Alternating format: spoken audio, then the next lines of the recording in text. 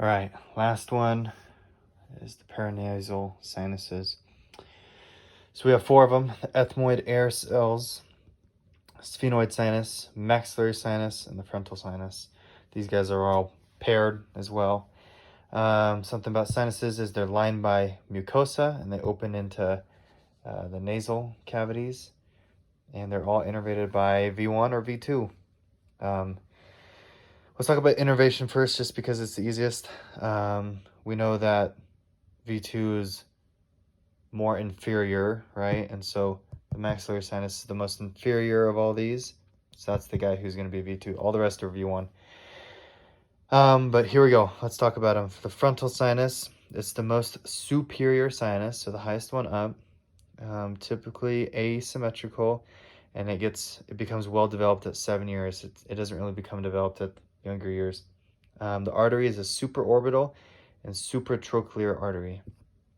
Ethmoid air cells, it is 3 to 18 air cells on each side, so bilateral, and it may invade any other paranasal sinus area. So these could end up, in the sphenoid or the frontal sinus. It just doesn't really matter. We have the sphenoid sinus, which is just inferior to the sella turcica.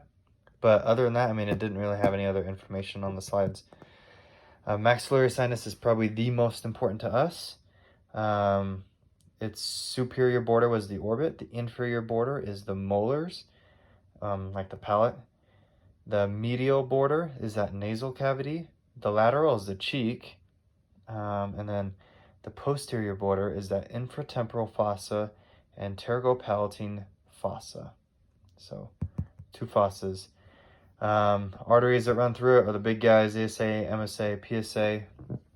So probably the most important part of this entire paranasal module is the drainage. So the sphenoid sinus, so this guy, it drains into that sphenoethmoid recess. That's the most superior of the little spaces. It's superior to that superior meatus. The ethmoid drains into the superior meatus. And then the ethmoid again will drain into the middle meatus. The frontal drains into the middle meatus.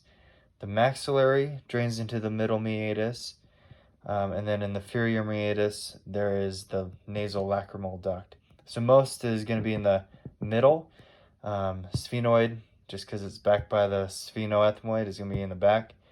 And then this nasal lacrimal duct, the tears are just going to run into the inferior meatus. That's why when you cry, your nose runs. There is a little bit of pathology and whatnot in it. And then lymph, just really need to know that the frontal and the maxillary, because they're more anterior, are going to go straight into that submandibular. And then the ethmoid and the sphenoid, they're going to go to the retropharyngeal and then to the deep. So that's pretty much paranasal sinuses. Hopefully everyone's going to do well on this exam.